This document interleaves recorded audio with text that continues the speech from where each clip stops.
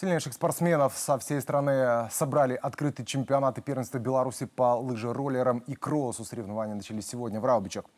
По традиции, первым видом программы стал спринт. Лучший результат показали представители национальной команды. У мужчин на высшей ступень пьедестала поднялся Александр Воронов. Серебро у Егора Шпунтова. Бронзу завоевал Егор Казаринов. У женщин в тройке сильнейших Анастасия Кириллова, Анна Королева и Валерия Давыденко. В юниорских соревнованиях победил Глеб Шакель и Дарья Давидович. Всего в чемпионате Беларуси выступают 75 спортсменов. Уже сегодня на построении молодые спортсмены, а в основном участвуют наши олимпийские надежды, показали боевой дух, в глазах светилась решимость, и всем своим видом они показали, что они готовы к новым результатам, к новым вершинам. И этот открытый чемпионат, который сегодня стартовал в Раубичах, они рассматривают как путь, чтобы занять свое место в национальной команде.